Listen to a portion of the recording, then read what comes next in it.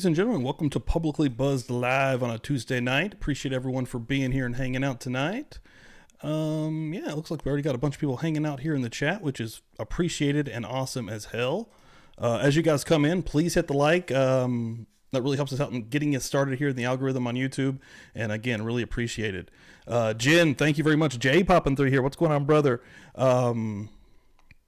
Disney Nerd, Holly Berry, Dixie, Laura, Susan, City Kitty, Derek, Tracy K, Crime Spies, everybody, thank you so much. Tanya, Debbie, Denise, Dizzy, Wildside, Ange Ray, thank y'all so much. Let me get the chat in here also so we can pop that up on the screen whenever I feel like it. Boom, that should work right there. Yeah, tonight we are going over, this Karen Read case that has caught my attention. It's pretty crazy that Bob Mata brought to our attention here. And yeah, I've been kind of caught on it ever since. I've been looking into a lot of the Turtle Boy stuff. I know he's deep into this. And trying to find as many actual motions that I can find. I did find the initial affidavit, which we're going to be looking at here today. I'm going to cross-reference a little bit of stuff from Turtle Boy, from his blog.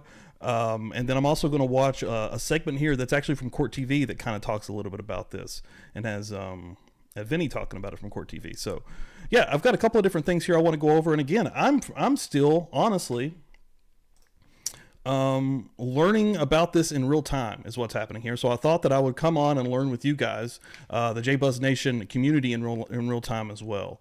So yeah, thank you all again for hanging out here. Really appreciate the shit out of it.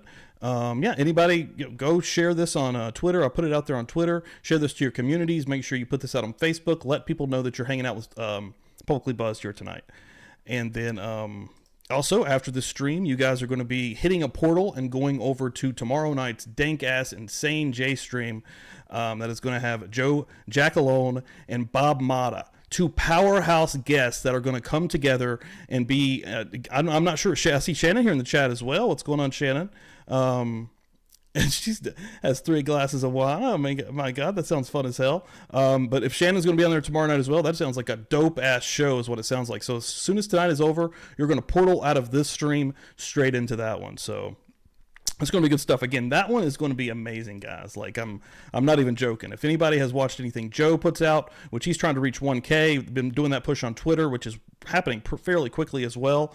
You know that he is the real fucking deal. He's not a joke. He's not messing around. He's not here to play games. He's here to drop facts. And honestly, I'm glad he's in the community because people like him is what makes people like me better and able to do this job. And then Bob Mata does not need an introduction. He is well known in this world, especially in the JBuzz Nation community, and not only that, in the true crime community in general. Defense Diaries out here killing the game. But yeah, tonight we're going to be going into a little bit again into this Karen Read stuff, which is just absolutely blowing my mind. I'm not sure what to think quite yet, honestly. I want to form my own opinion. I know Sleuthy Goosey is looking into this as well. I was talking to her a little bit earlier to see, honestly, if she had seen, because I know she's on top of all the Brian Koberger stuff and just really getting on top of any of the motions that's actually coming out in paperwork. And I asked her earlier, I said, do you have all this stuff? And she doesn't. It's hard to find all the motions and all the details in this case, and maybe that's not by accident. I don't know. But, some of the stuff that I am able to find, we're going to be presenting here tonight. And again, it's not everything. I wouldn't be able to present everything to you here tonight is what's crazy. It's so dense. I'm going to start again with an actual little video here from Court TV that kind of just breaks down just a slight bit of it before we go into the affidavit, which we're going to read, which again is the Commonwealth versus Karen Read, who is again, I can pop this up here so you guys can see the charges. 3 charges right here. First, manslaughter, motor vehicle homicide by neglect, and then leaving the scene of personal injury and death. Anybody that doesn't know about this just yet, you're going to find out fairly quickly what's going on. Again, Karen Read is being charged with getting all of these charges brought onto her by the Commonwealth again in Massachusetts. Basically, what had happened was, and we're going to get further in the details, but her and her boyfriend had went out for a night of bar hopping, and they ended up getting invited to, a friend's after party in a house. Karen Read decided not to go in. She wasn't feeling well. She drove back to her house, dropping off John O'Keefe, her boyfriend, who in turn we're not exactly sure what happened. There's a lot of speculation going on right now. That's what we're going to be diving into here tonight, and probably in future episodes as well. But one thing that is for sure is that John O'Keefe did not make it home that night, and that he is deceased. And he had a lot of really questioning injuries after that night as well, and suffered hypothermia and freezing to death in the cold. And by the time they found him, I think about 6 a.m, it was already too late, sadly. So we're going to be going into this, and again, Karen Read is alleging in her defense team that she is being set up, that this is all a big setup by the police department here in Canton. Okay, this is a crazy case that is happening right now, that's breaking down in real time before our eyes as we approach trial. Yeah, this is a different one. This is not what you would expect. Let me get again what we have here. Just want to make sure. Got this right. Again, everybody hanging out. Appreciate the hell of it. Just going to look through the chat, make sure we're not missing anything real quick. Stevie Irwin, I see you hanging out. See you hanging out. Dank as hell. That's what tomorrow's going to be, guys. Yeah, make sure you're following defensediaries.com. The man is the man. Publicly buzzed. A writer in disguise. I do have to do a little bit of writing now for this channel. One thing, I'm going to really plug it at the end of this. I'm going to get into this. I know that people are here for the Karen Read stuff. You know, I have a video that I've been working on for 2 months. I started on June 8th, and it is now, I believe, done. I think it's done. I want to say it's done. It's a process. Right now, I'm actually battling many different thumbnail designs because I don't want this thing to fail. You know, and that's a hard thing to say here on YouTube because you can't predict anything. But I've put a lot of work into it, and I'm hoping it does well. But I'm going to try to get that up and actually try to do some promotion to premiere that Saturday at 4 p.m. And I'm saying it now, so I guess it's fucking happening. Saturday, 4 p.m. Eastern time, I'm going to be debuting a video here on Publicly Buzzed on the YouTube channel, and I'm excited about it. I'm still actually trying to name it as well, but essentially what this video is it's going to be a list of 5 serial killers, not just serial killers, I'm already fucking up, 5 killers, and there is serial killers on the list, but 5 killers that appeared on game shows. And yeah, I put a lot of work into this, and I hope everybody will enjoy it. But yeah, let's dive again into this Karen Read case, which is fucking mind-blowing. Again, like this, appreciate the hell out of that. Sub up, 3 little dots on the side, make sure all notifications are turned on for all future notifications here at Publicly Buzzed. You don't want to miss anything in the community. And make sure you're following me on Twitter. Make sure you're following on the social, guys. Seriously, thank you all for being here. Love it, baby.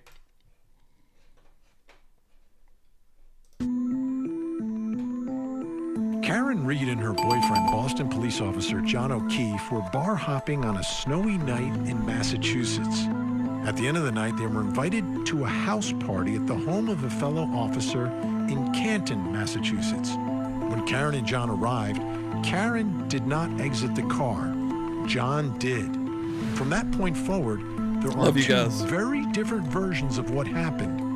Prosecutors say Karen was mad at John and purposely struck him with her car and left him on the ground to die in the snow.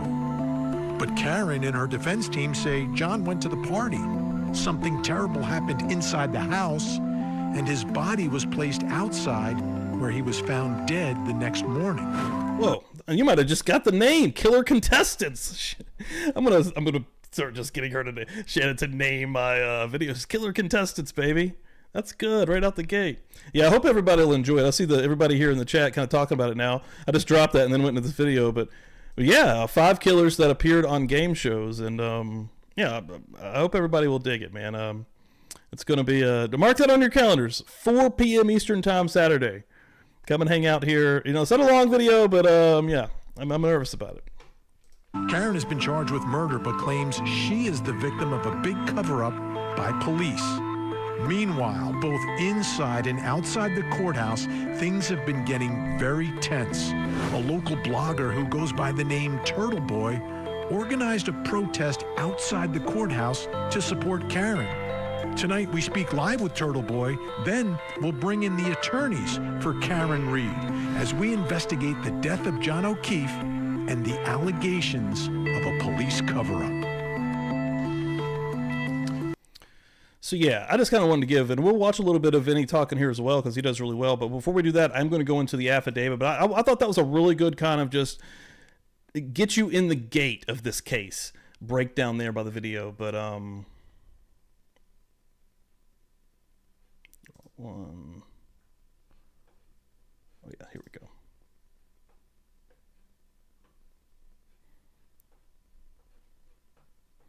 I got the wrong one up here, of course. Hold on, 2 seconds. 2 seconds. I've got the second one that I want to show. Just let me. I think I've got the first one pretty easy to find though. Hold on. Actually, I know I can. Hold on. 1 second in real time. I'll sing for you a little bit. Sing for you just a little bit. I want to get the actual affidavit here that is for Karen. There we go. There we go, baby. There we go, baby. There we go. All right. We're doing it. We're doing it, baby. All right. Again, Commonwealth versus Karen Read, and I'm going to go completely through this entire thing. That was like, it's 34 pages. I'm going to get you in the door of this case from the view of the Commonwealth, from Massachusetts for a minute. The state, who again is doing the charges that I read out a minute ago. I'm going to get the chat over here just so I can kind of keep an eye on that as well. Mods hanging out in here. Thank y'all very much. I'm just going to kind of be going through this, but yes, I'll play y'all a little something for being good today. For being good, baby. Perfect timing, Mandy. All right. So yeah, now comes the Commonwealth and respectfully requests that this honorable court deny the defendant's rule. Wait, I went to the wrong thing yet again. Hold on. Yeah, this is the second. Hold on. Oh, here we go. My bad. That first part is something I'm going to go back to here. But yeah, on January 29, 2022, at approximately 6:04 a.m., the Canton Police Department received a 911 call from a woman reporting a male party, subsequently identified as the victim, John O'Keefe, found in the snow outside 34 Fairview Road. At the time of the 911 call, there was an active blizzard occurring with heavy snow and the temperature in the teens. Officers Saraf and Mulaney, both of the Canton Police Department, were dispatched to the scene along with Canton Fire and EMS. Officer Saraf was the first officer to arrive on scene, where he observed 3 females waving at him from the front yard of the residence. Officer Saraf cruiser cam footage was viewed by the grand jury of this matter and admitted as grand jury exhibit number 56.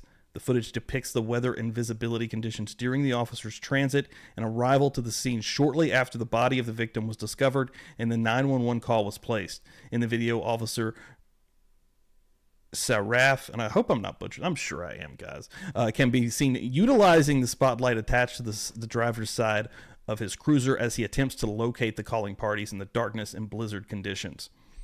Looking at the residence of 34 Fairview Road from the street, the 3 females were in the left corner of the property in the area of a flagpole and fire hydrant. Officer Saraf observed the victim lying on the ground as two of the victims were performing CPR on him. The 3 females on scene were identified as the defendant Karen Read, Jennifer McCabe, and Carrie Roberts. Again, Officer Saraf further observed the victim to be cold to the touch and not breathing. He returned to his cruiser to retrieve his AED device. However, at this time, Canton Fire and EMS arrived on the scene and took over, again, trying to resuscitate John O'Keefe. Paramedics transported O'Keefe to the Good Samaritan Medical Center in the Brockton, where he was determined to be deceased by Dr. Justin Rice hours later. Lieutenant Paul Gallagher, Detective Sergeant Michael Lank, and Sergeant Sean Good, also of the Canton Police, arrived on scene moments after the 911 call had been received. Following the victim's transport from the scene, hold on 1 second. Let me take care of just a little bit of business real quick because we got Holly Berry coming through here. Gift out of membership. Derek Wright's going to get that. Derek, congratulations. That's awesome. Beers in the chat there for Derek, first of all. We'll crack them right open and get the satisfying pours for you, brother. Hell yeah. Appreciate that, Holly. Holly's always coming through. Boom. She don't even mess around. I'll tell you what. She does not mess around. Following the victim's transport from the scene, they began to search for any evidence around where Mr. O'Keefe had been discovered. In the mounds of the snow on front of the lawn of the resident adjacent from the roadway, they located a broken cocktail style glass and multiple patches of red that appeared to be blood in the vicinity of where the body had been located. The Canton officers secured the glass and 6 blood samples from the snow as evidence. Later that morning, the Massachusetts State Police Detective Unit of the Norfolk District Attorney's Office was notified and responded to the scene as well. Trooper Michael Proctor and Sergeant Yuri Buckhinnick, again, I'm sorry, Mr. Buckhinnick, Sergeant, were among the troopers who responded and began interviewing witnesses. They first spoke with Miss McCabe, and remember Jennifer McCabe, guys. Miss McCabe indicated that she and some friends were at the Waterfall Bar and Grill during the evening of January 28th. She arrived with her husband Matthew at approximately 9 p.m. following one of their children's high school basketball games earlier in the evening. At approximately 11 p.m., Mr. O'Keefe and Miss Reed arrived at the Waterfall together. Miss McCabe stated that Mr. O'Keefe and Miss Reed have been in a dating relationship for approximately 2 years, and that Miss Reed, stayed at Mr. O'Keefe's house most nights. Miss McCabe observed Miss Reed walk into the bar holding a glass cup from C.F. McCarthy's with a clear liquid inside that she believed was a vodka soda drink. Miss Reed had entered the Waterfall with the glass inside her coat. Mr. O'Keefe and Miss Reed had been at C.F. McCarthy's, a bar across the street from the Waterfall. Prior to coming to the Waterfall, Miss McCabe observed Mr. O'Keefe to be wearing a baseball hat, jeans, and sneakers. She stated that the defendant and the victim appeared to be in a good mood and did not observe any arguing between the two throughout the course of the evening. She further described the atmosphere within the bar as friendly, with no arguments amongst any of the patrons. This description of the group and the atmosphere within the bar and between the defendant and the victim was consistent, and each of the witnesses present that the troopers interviewed throughout the course of their investigation. As the bar began to close, everyone within their group was invited back to 34 Fairview Road. The residents, Miss McCabe's sister, Nicole Albert, and her husband, Brian. She observed Mr. O'Keefe and Miss Reed leave Waterfall together, guys. Okay. So they're heading back to the residence where, first of all, either John never actually made it inside of this residence, or he did make it inside of this residence, and we are to believe more of what the defense and Reed are saying, and that something happened inside of this house. Whether that was him getting in a fight and getting his ass kicked. I truly don't believe that these folks woke up that day. And again, I have to say, and I'm still not fully done. I want to read everything before I even make a determination. But from what I am reading and the looks of things, it looks like there is some shady shit going on. So, if John O'Keefe arrives at this house and he does actually enter the residence, then what else are we to say here or expect, rather than whatever happened inside of the residence is what caused him to end up outside in the snow, freezing to death and suffering from hypothermia. It's so, I don't know. Again, I want all the motions, and why can't I find everything? You can find bits and pieces. Honestly, the Turtle Boy sites, it's hard to read through in a lot of ways. It's straight to the point. You can get through it, but you have to do the legwork to get through it. And there's bits and pieces of other motions that I've found in there. Again, I'm early. I'm extremely early. I've only made it through one part of his thing, and there's like 90. I'm about a week into this case, and everybody that knows this knows me well, knows I work a full-time job as well. So, in my free time, I'm also trying to keep up with a lot of these cases. So, it's a lot happening. It's a lot happening, baby. Just looking through the chat here just for a second. Sorry, I can't keep up with the chat as well as I would like to tonight, guys. Eva, thank you for popping in here. What's going on? Appreciate it. Eva from Nerdy Addict. She was on this show a couple of weeks ago. Her and Nerdy.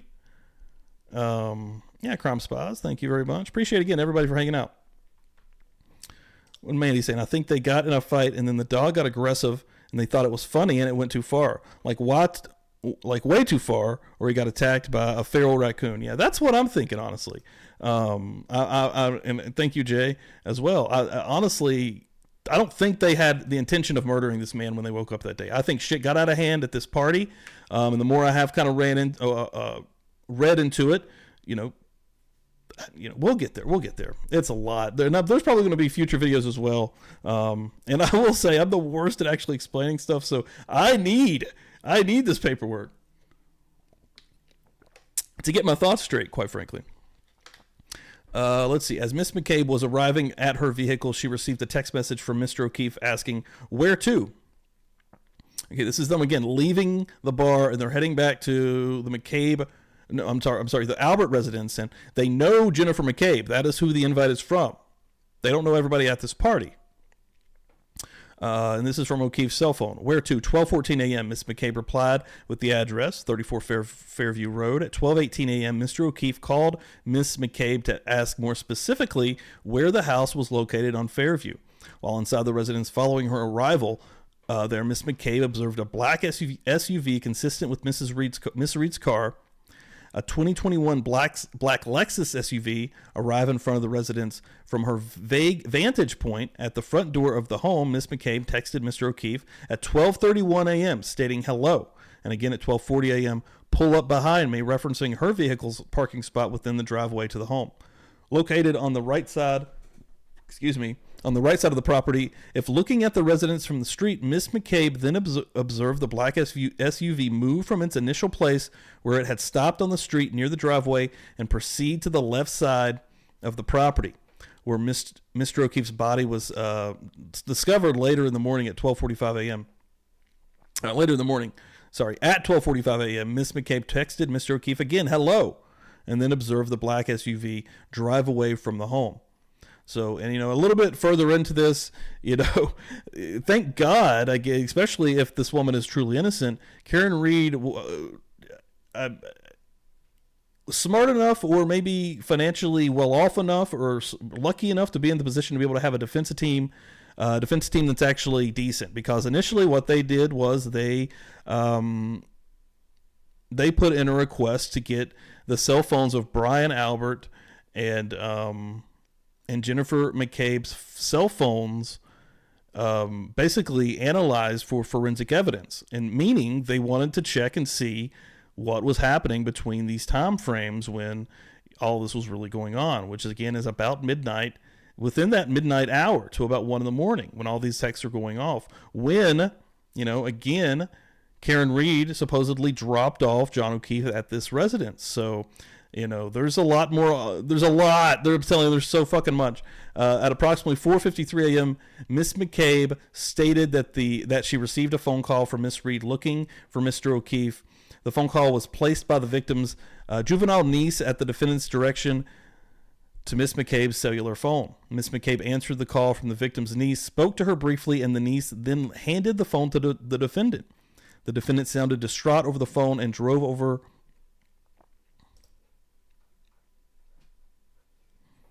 The defendant told Miss McCabe that she was distraught over the phone and drove over to Miss McCabe's home. The defendant told Miss McCabe that she last remembered seeing the victim at the Waterfall bar. Miss McCabe then informed the defendant that she observed the defendant and the victim leave the bar together. Miss McCabe also later informed the defendant that she had seen them in Miss Read's vehicle in front of the home on Fairview. The defendant also informed Miss McCabe that she and the victim had gotten into an argument the last time that she had seen him. The defendant arrived at Miss McCabe's home around 5:30 a.m. Shortly after the defendant arrived at Miss McCabe's home, Ms. Carrie Roberts arrived there as well, as she had also received phone calls from the defendant early looking for the victim.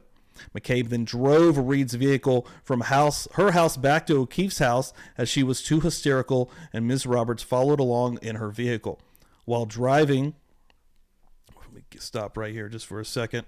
No, I do not want to highlight this. I did want to highlight it, but yeah, bam. Real quick, Angel D, member.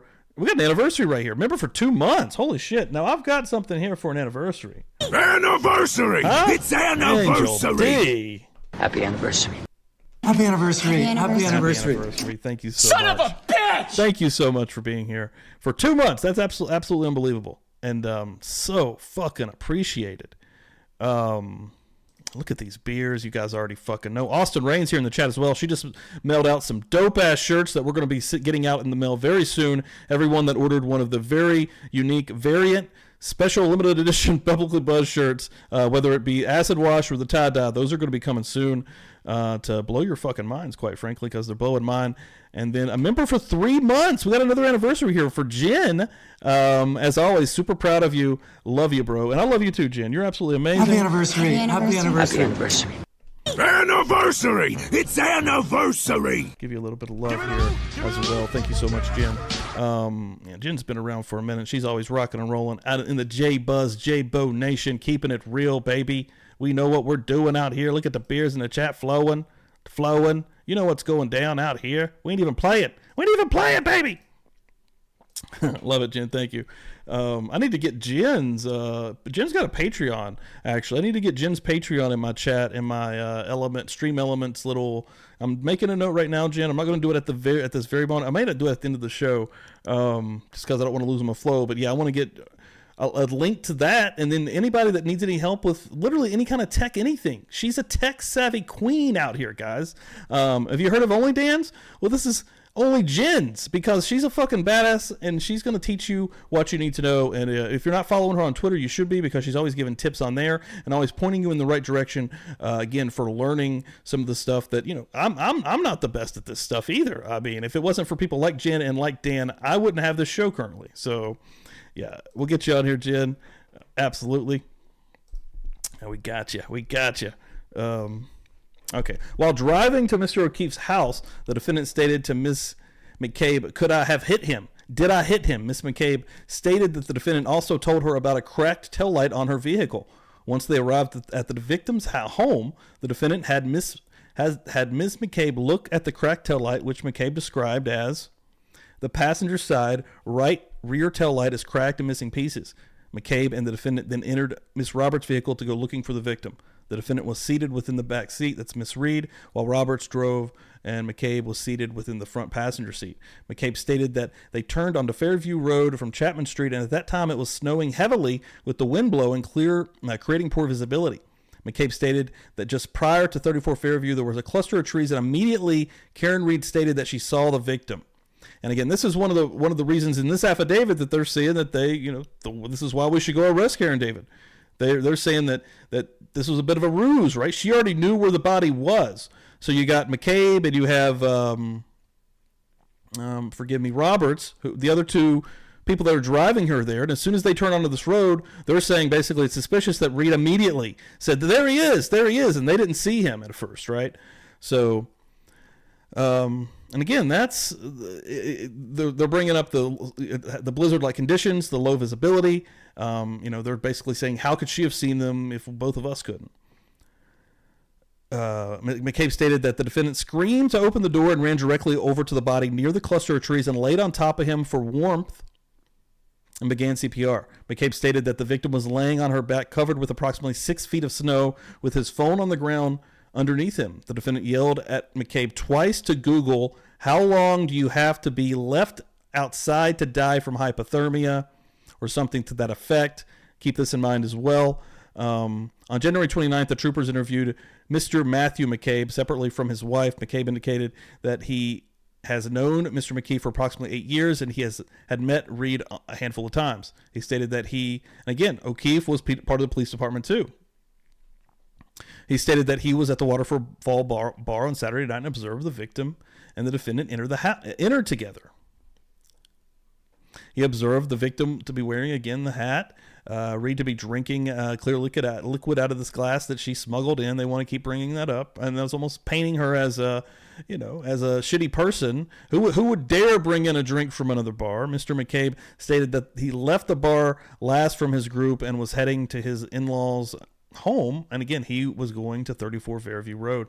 He entered his vehicle, and his wife Jennifer was on the phone with the victim, telling him to go to this location. While at the Fairview residence, he observed a large, dark SUV pull up to the front of the house on the street. He had been looking out the opened front door through the glass storm door and described the SUV's positioning as initially parked in front of the house. McCabe looked out the window some minutes later and observed the same vehicle had moved toward the left side of the property. Minutes following that, he observed the same vehicle driving off down Fairview, heading in the same direction it had been facing while parked. Troopers also interviewed the homeowners, Brian and Nicole Albert. both confirmed they had been, and their story's a little bit interesting too. Because in the morning, I'm just going to skip ahead just a little bit. In the morning when they do, or here I guess, when they find him and they actually get wind that John O'Keefe is dying or dead on your front lawn, they don't even go outside to check on what's happening. And that's with the fire department and EMS out there as well.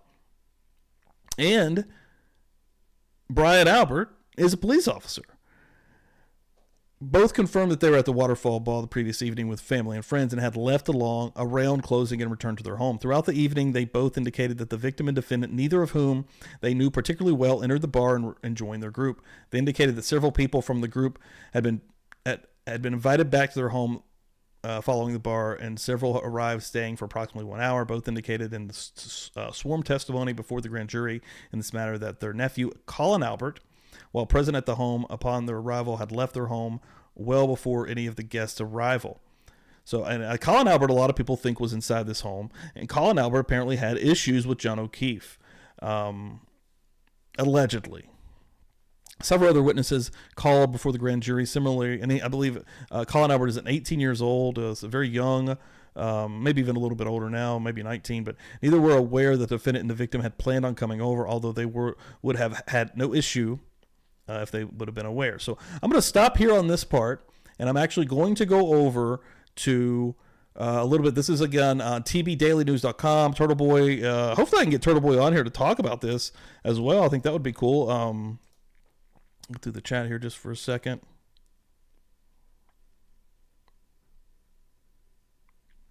Sure everybody's good. Oh, hold on. A little bit more action. Hold on now. Shannon coming through, gifting out a membership. Who's going to get that? Boom! Created by EJF is going to grab that. Hold on. Let's first of all get the beers out in the chat. Welcome to the party, pal. Boom, boom, boom. Pour you one, pour you three. When you become a member here on Publicly Buzzed, you get 3 brewskis out the gate. And Jen's going to gift out another one. Sam is going to get that. Sam, that's awesome. Sam needs it. She's been having a little bit of a rough time. Welcome to the party, pal. Boom, Sam, that's awesome as hell. Satisfying pours from a girl there. Long-time mod. Let me go down through here just a little bit further, guys. Just a little bit further. Mountain Mama, anybody that saw my post, first of all, she's gifting out a membership as well. Pam H, getting that thing, baby. Here we go. Welcome to the party, pal. Love it. Mountain Mama, again, here from the mountain state like me, from West Virginia, has been keeping up with a really interesting case. And again, we're going to jump right back into Karen Reed here. But there's a case right now happening in West Virginia where a canine, a dog, actually ended up disappearing. We still don't know what happened to this dog. And the police officer that was handling the dog, there's been a little bit of shadiness going on with him. He is actually currently, I believe he's actually been arrested. And if he hasn't been arrested, he is definitely going to be arrested.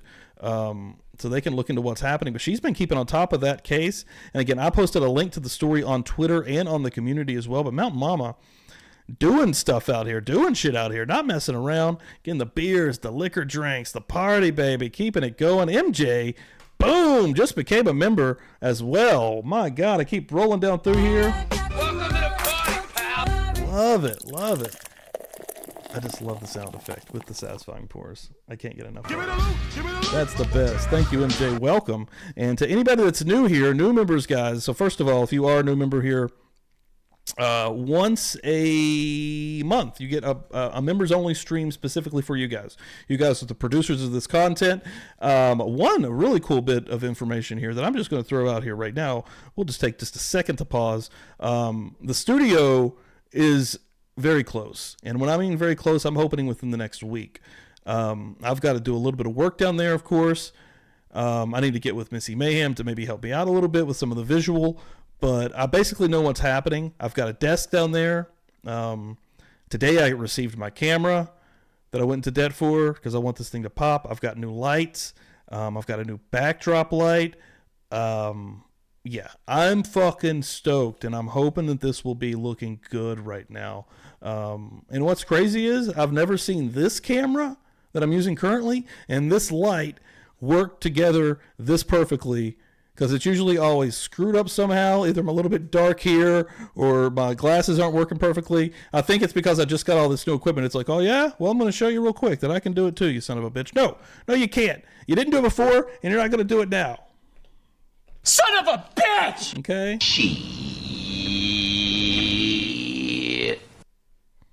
Studio, it's coming. Studio, it's coming.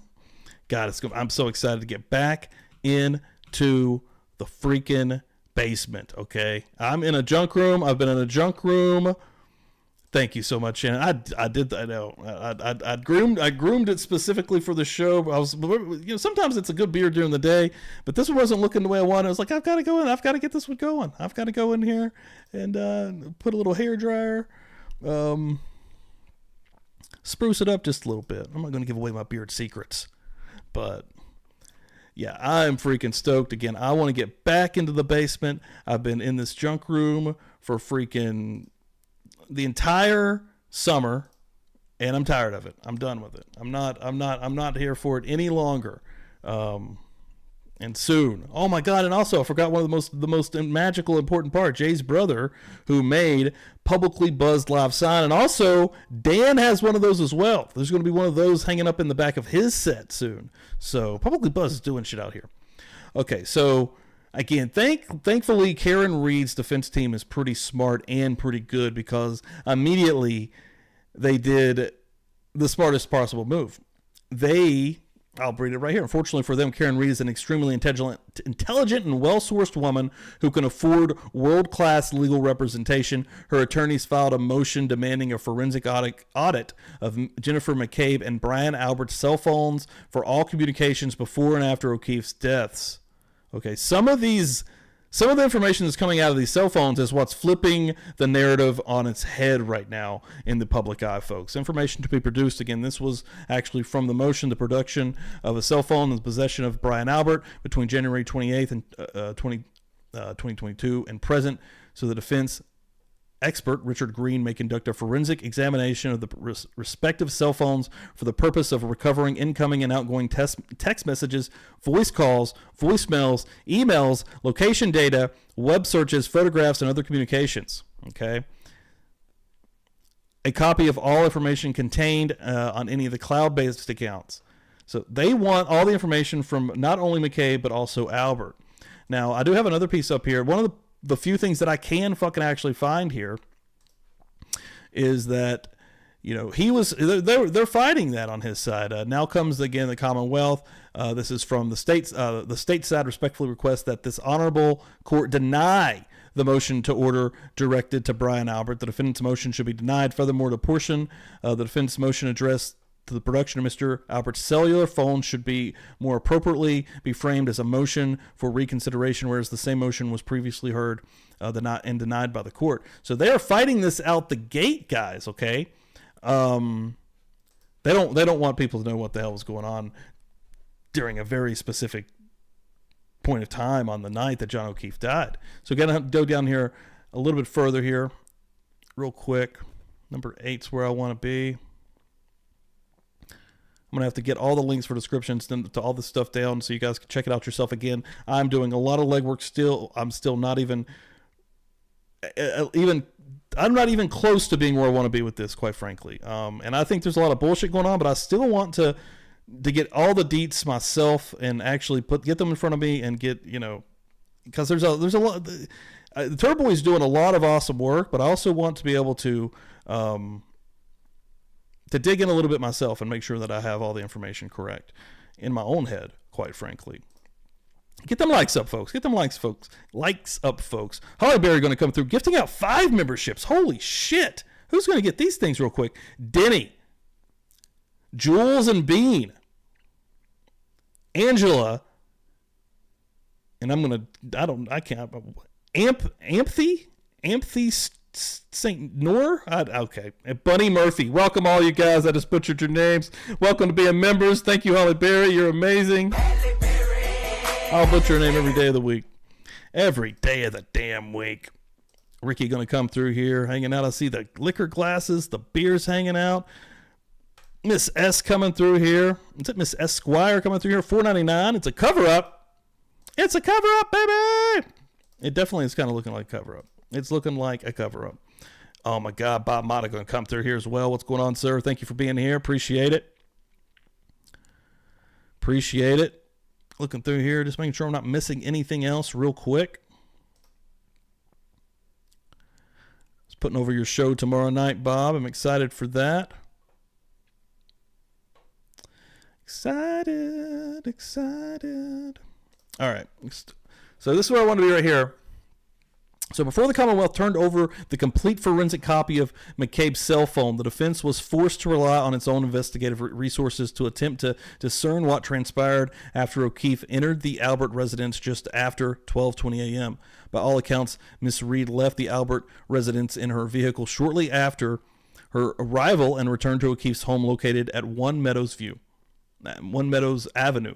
The only statements regarding the events that transpired inside the Albert's residence after O'Keefe took his last steps at 12:31 a.m. are the self-serving statements of Jennifer McCabe, Matthew McCabe, Brian Albert, and his close friend, federal ATF agent with an office at Canton Police Department, Brian Higgins. State police and the DA's office deliberately kept all of this information from the defense, including McCabe's incriminating Google search. On February, and I learned another Google search today. Again, every day I'm learning a little bit more in this case. On February 2nd, 2022, mere days after O'Keefe's death, Massachusetts State Police Trooper Keefe forensically examined Jennifer McCabe's iPhone 11.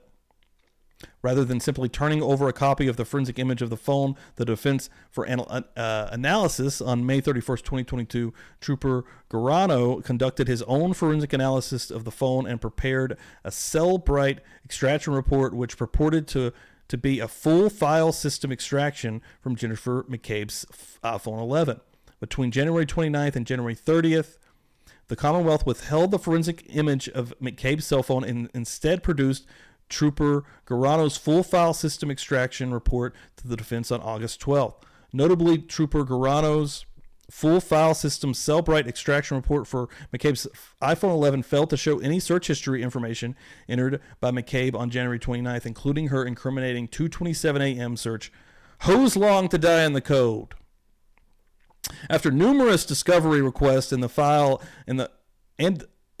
of motion to compel, Deputy District Attorney Adam Lally finally agreed to produce the full forensic image of Jennifer. Jennifer McCabe's cell phone analysis shows that she left Albert's house at 1:47 a.m. and intentionally chose to drop off two people who lived close to O'Keefe in the middle of a snowstorm that she could drive by, so she could drive by the house and see if Karen Read was there. And these are little snippets in here about Turtle Boy still, as we're going through the actual motion here. McCabe's iPhone 11 on February 8th, 2023, a full year after O'Keefe's death.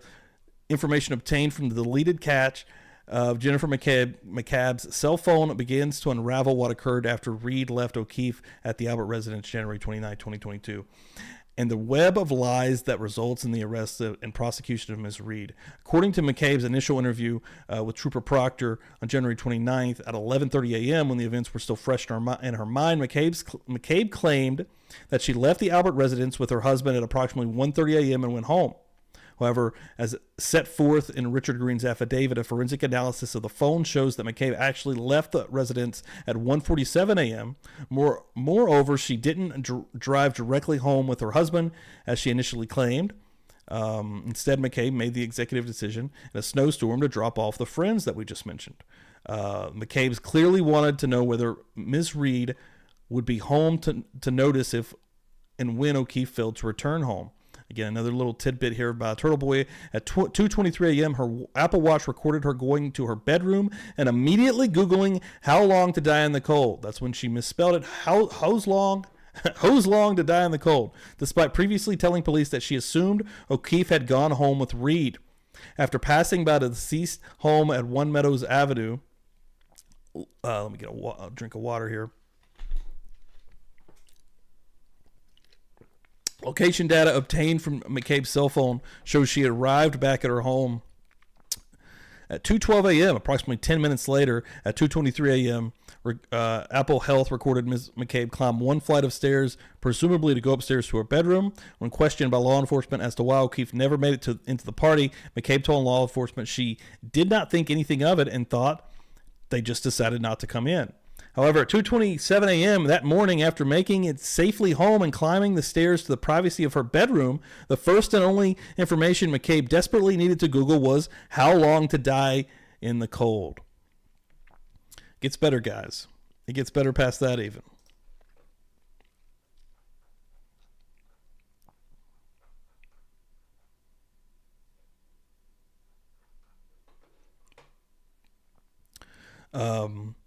Again, a little tidbit from Turbully. Why would she Google that if she thought he was home sleeping? A normal person would go to sleep at 2:30 in the morning after a night of partying, but McCabe elected to pace around her house nervously, waiting for Karen Read to contact her and ask where O'Keefe was. Now, there's a lot of a whole lot of speculation in here on Turtle Boy's part as well.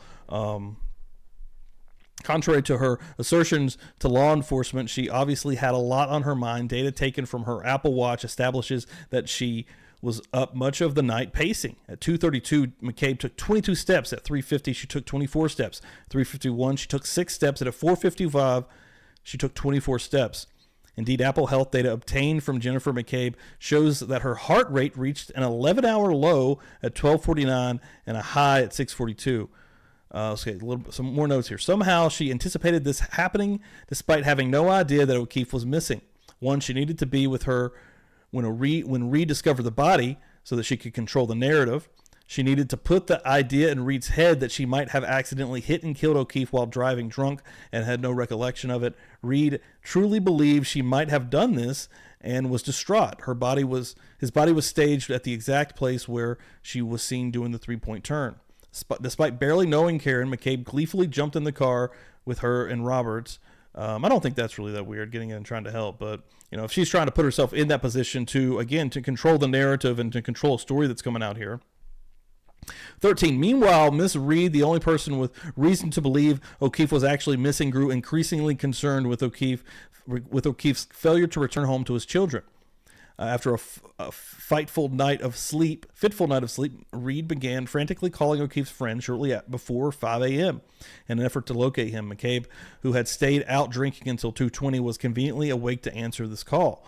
But Jennifer McCabe couldn't leave it at that. After picking up at 4:53, O'Keefe's call from Miss Read, an acquaintance and O'Keefe's daughter, Kaylee, the overly helpful McCabe jumped out of her bed and inserted herself into the search for O'Keefe, making every effort to delay Ms. Read in returning to the Albert's residence to look for him, and ensuring she was in control of the narrative provided the police when O'Keefe's body was discovered. During that call, McCabe suggested that hysterical Read drive all the way across town at 5 a.m. to her own residence located at 12 Country Lane so that they could look for O'Keefe together. Once Read arrived at the McCabe residence, McCabe insisted they drive Read's car back to O'Keefe's residence so that they could beat O'Keefe's friend Roberts and research for O'Keefe's apartment to make sure he was not home, buying time to make sure that John wouldn't live to tell this court what happened.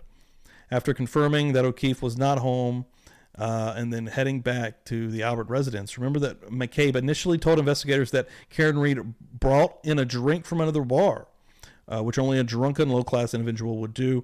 As the woman pulled up to Brian Albert's house shortly after 6 a.m., Miss Read spotted an unconscious O'Keefe lying face up on his back in the front yard of Albert's residence. While Miss Read and Ms. Roberts raced to him in an attempt to render aid, McCabe curiously remained in the vehicle, dialed 911, and began controlling the narrative. In her initial statement to Trooper Michael Proctor, McCabe attributes a number of statements to Miss Read that quickly make her the prime suspect. One, when asked to describe John and Karen's appearance at the waterfall, she described John as wearing, again, the same clothes, but describes Karen as walking in with the glass. McCabe falsely tells Proctor that Read claimed that she went home alone that night and last saw John at the waterfall bar, and that she had to correct Karen and tell her that they all went to the Albert residence. McCabe tells Proctor that while they were searching for O'Keefe, Karen repeatedly asked, "Could I have hit him? Did I hit him?" Karen Read, as well off and classy and would never do such a thing, McCabe called her sister Nicole Albert at 6:07 a.m., then deleted those call logs. Someone answered the phone. This proved that McCabe had made them aware that there was a dead body outside their house. Yet Brian Robert, a veteran Boston police officer and trained first responder, didn't even come outside, despite the fact that a crime scene was unfolding on his property. McCabe falsely tells Trooper Proctor that Karen began screaming to pull over because she saw O'Keefe's body before he was actually visible from the roadway, and that she and Ms. Roberts didn't know what she was talking about because the snow was so heavy. Falsely implying that Ms. Reed knew exactly where O'Keefe's body would be found. According to Nicole Albert's statement to Proctor and Sergeant Urey here, she and her husband Brian Albert were still in bed when her sister Jen came into the room and shared with her what had transpired outside and found John deceased on the edge of their property. Nicole Albert reported to the police that she never left her home, and by the time she came downstairs, Canton Fire Department must have already transported John and Karen from the scene. However, cell reports established that immediately after disconnecting with 911 dispatch, Jennifer McCabe actually made 2 calls to her sister Nicole Albert's cell phone. At 6:07 a.m. and 6:08 a.m., both of which were answered by someone, were subsequently deleted. Nicole Albert were among the first individuals to be notified that O'Keefe was lying unresponsive mere feet away from her front lawn. In spite of being in such close proximity, made no effort to go outside and assist or otherwise investigate the emergency was unfolding at the doorstep. Either Nicole was lying or McCabe was on the phone with her husband, Brian Albert. Either way, Brian and Nicole Albert chose to sequester themselves in their home, distancing themselves from the investigation rather than check on O'Keefe.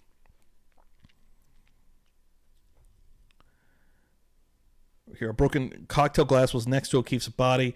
Significantly, a broken cocktail glass was the only evidence recovered at the scene when law enforcement initially responded to the Albert residence around 7 a.m. on January 29th, 2022, and Canton PD initially informed medical personnel at the Good Samaritan Hospital that the broken cocktail glass was the suspected murder weapon. Here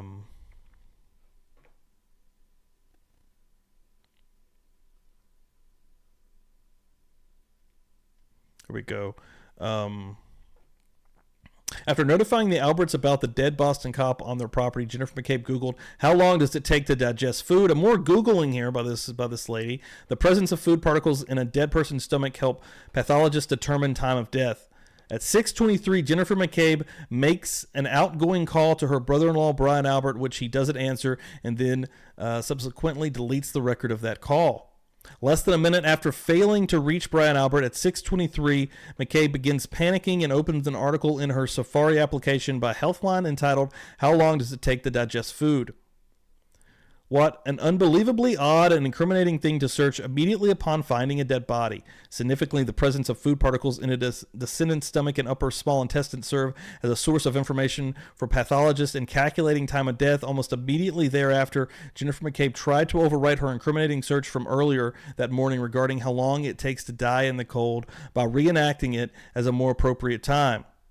However, all the commotion in her haste to cover up her incriminating 2:27 a.m. At this point, McCabe was panicking because she knew how suspicious how long to die in the cold Google search would be. She decided to search for the same thing again after discovering O'Keefe's body, hoping that it would make it look less suspicious. As this is something a person might do after finding the body, right? So yeah, search about how long it takes for O'Keefe to die in cold. She actually searched how long, again, she misspells it, how long to die in the, she spells cold, C-I-K-D at 6:23. 1 minute later, she does it again, and this time she does the original search again, 6:24 a.m. Hose long to die in the cold. And those are fucking really glaring to me, I think. Those are looking like she's trying to actively cover these up, right? Those are fucking weird, man. Those are what initially sparked me to this entire thing when Bob was telling the story. I was like, okay, these Google searches, man, these are going to fuck everybody up. She later told law enforcement that it was Karen Reed who told her to Google that. In case her sloppy attempt to cover up her incriminating Google search wasn't enough, on February 1st, 2022, in a transparent and unsuccessful effort to conceal her own criminality and blame it on Miss Reed, McCabe inexplicably tells police for the first time that while she was seated alone with Miss Reed together in a car after law enforcement arrived at the scene, we prayed our father together. Karen then immediately yelled at me 2 times to Google, "How long do you have to be left outside to die from hypothermia?"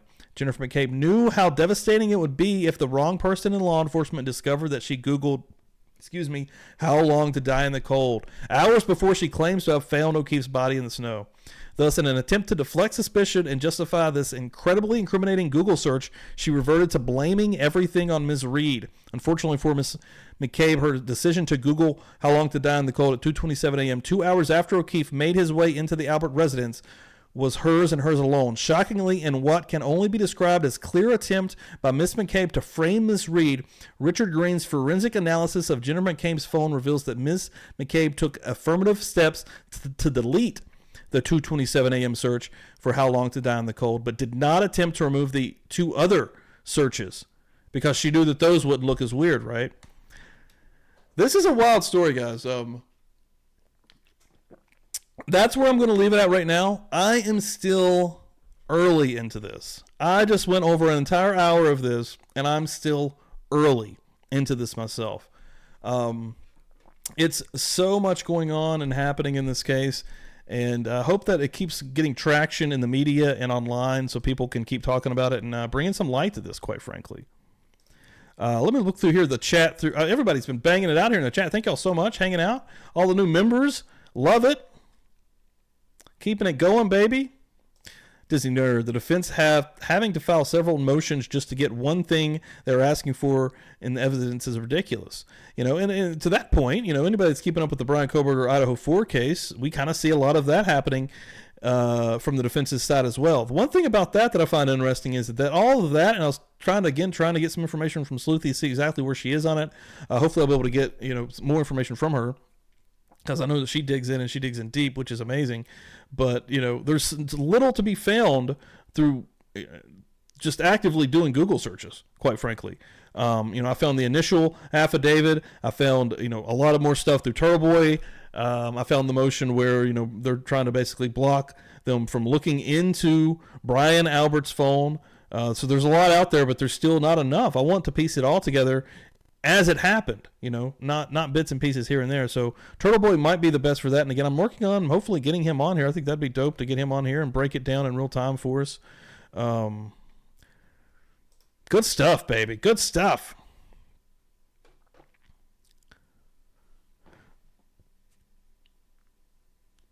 Craziness. Yes, she is. Sleuthy is from West Virginia, baby. West Virginia. West Virginia, Mountain Mama.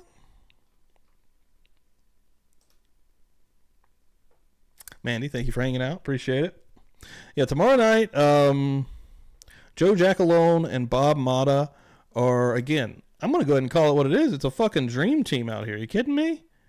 Are you kidding me? You're going to be portaled immediately out of the stream into tomorrow night's stream from Jay. It's going to be really good. I'm excited about it. I don't know if Jay is streaming tomorrow day or in the evening. He might be. But this one is going to take you till tomorrow's night stream. So it's going to be good stuff, baby. It's going to be good stuff. Go through the chat here just for another moment. See what I'm missing.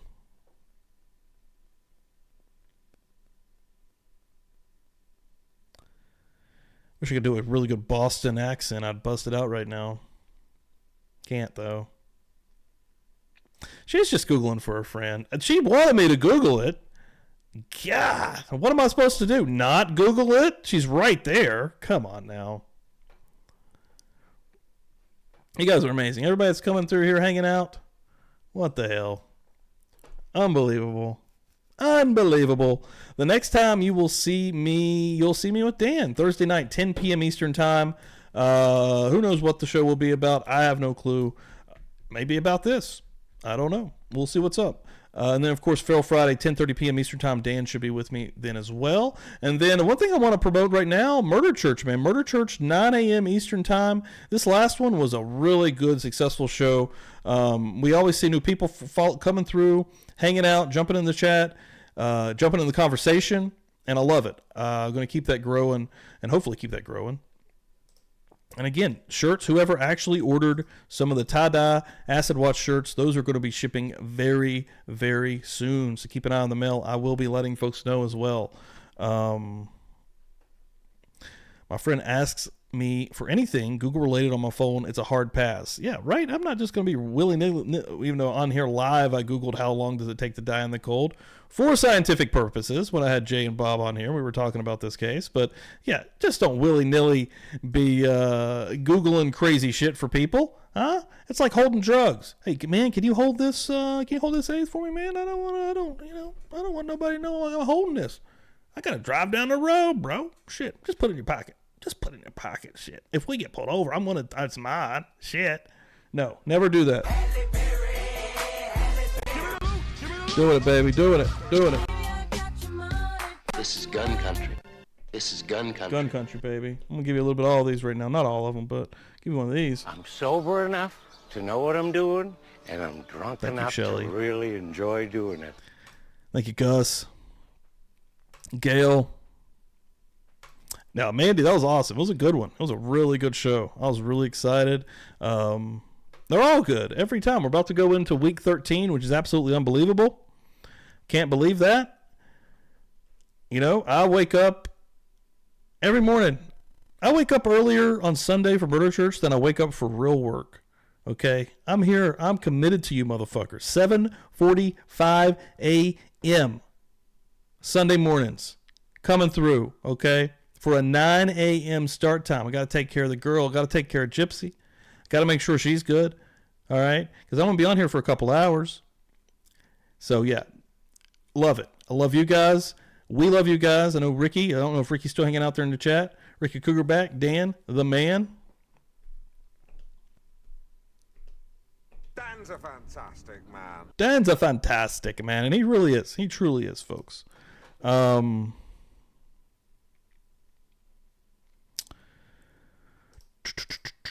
It does. It's good stuff. Okay, now, okay. I haven't even uploaded it yet.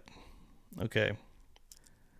I'm committing to it though. Saturday. Mark this on your calendars. Put it in your phone. Everybody right now, open your phone, put it in your calendar, and you're going to get a notification about 3:50, 3:55 Saturday. Okay? What is Saturday? Saturday is the 19th. On August 19th, you're going to get a notification. And then it's going to say, publicly buzzed killer contestants. Or it's going to say, publicly buzzed 5 killers that appeared on game shows. Okay? That is the subject matter of the video that I've been working on for 2 months. Okay? I know that it's not the best. Okay? I'm already putting it down, but I shouldn't be. But this is the most effort that I've ever put into a video in my life. Like, I want it to be as perfect as possible. This went through 5 or 6 drafts. And again, I know there's room to be had, and I know that I'm going to keep hopefully growing and doing better, but I'm really proud of this one. I'm super proud of this video, and I hope everyone enjoys it. I hope everyone likes it. Again, how can you believe? And that's not even all of them. That's not even all of them. I actually was going to put another person on there that appeared on Jeopardy in 1989 that ended up killing his wife, but there was no footage of the actual episode I could find, and then there was very little footage of him. I could do some picture stuff and tell the story, but I elected to not put him on this episode. So yeah, 5 killers that appeared on game shows. Insane, right? Game show slayers. My hardest thing right now is fucking getting the thumbnail, guys. I'm just gonna, go behind the curtains here for a minute. It's so important to get a thumbnail that gets your attention. And I've been honestly studying all these different creators. A lot of the people that get a lot of the big videos and do the docu-style. This is I guess, a docu-style video. But the thumbnail has to get you there. And then the title of the video has to really kind of make sense with it. So, I mean, I think I've got it again. I will probably mess with it and change it again. But we'll see. I don't know. All you can do is put it out there and see what the hell happens. That's all you can do, baby. All I know is that we got some badass motherfuckers hanging out here in the chat every week, every day, and doing the damn thing, helping us out, making these videos pop. So It's going to be good stuff. Laura, I know it. I know it, baby. I know it. Be good stuff. It's gonna be good stuff, guys. I don't know. I get nervous. I'm nervous about this one just because I guess I've put 2 months of my life into it. And when I say that, it's not continuously every single day, of course, because I have so much else going on. I do these lives, I do other videos that I'll pop off. But I wanted this one, again in my head, I'm thinking I want this one to fucking truly be one of those videos that pops and hopefully pulls people in, and they don't want to. The retention time on YouTube is one of the hardest things to truly grasp and figure out, and I don't know. Been working on it for a long time here. Hopefully we can get her, baby. Beers in the chat. Stevie Irwin, one of the baddest dudes out here representing Canada. Thank you, Gail. Boobs do always work. You're right. Boobs do always work. Actually, and the boobs are not on the thumbnail, but one of the pictures that I was using was a little bit almost like, what's going on here, Because I feel like that's part of what gets people. They're like, what am I seeing? I should click on this to see. But then once they click on it, they're going to get a badass fucking opening, badass video that never stops hitting. Okay? Hopefully. Again, knock on wood. Everyone's going to watch and be like, this is fucking dirt. This shit, dude. What the fuck are you talking about? But, okay, I'm going to stop rambling here on Tuesday night. Thank you all so much. Appreciate it. Hey, what's going on, Nikki? Popping in late. I'm about to wrap her up. Shelly, already out here dropping little Easter eggs on us. It's a lot. It's a lot going on out here. We doing it though. We doing it, baby. Will of future boxes. Killer contestants. Dark contest when game show dreams turn deadly. That's a good one too, Crumbs Buzz. Yeah, I was trying to get ChatGPT to help me out a little bit with the titles also. I'm not going to lie. Maybe AI can figure this out. I don't know. We'll figure it out. I do know one thing that, the videos that do well are a lot of those countdown style videos. Like people want to see, 5 killers that did this or 10 whatever. You know what I mean? That stuff is really popular. So that is the vein, I guess, of the video that I'm putting out here. I don't know. We'll see, baby. We'll see. Hit that like as you head out the door. Love you guys so much. You're going to enter a portal here in a minute. Everybody keep your arms and legs tucked in at all times. We've had folks, unfortunately, lose limbs. So if you're not subbed up, what are you doing? If you made this far and you're not subbed up, you're an absolute fucking psychopath. You should be subbed up. Hit the 3 little dots on the side. Make sure all notifications are turned on so you don't miss that video. 4 p.m. It's a premiere Saturday. And a premiere, I don't know if anybody saw Jay's premiere when we dropped that video from his live with Carrie and Mac, but a premiere, you can talk live. We're going to be in their chat. I'm going to be hanging out in the chat. It's not a long video again. It's about a 7-minute video, maybe 7.5-minute video. So, you're going to want to be there early. You want to be there. You want to be there on time. 4 p.m. Saturday, baby. All right, I'm going to stop. All right, I love you guys. Let's go to the portal. Love you.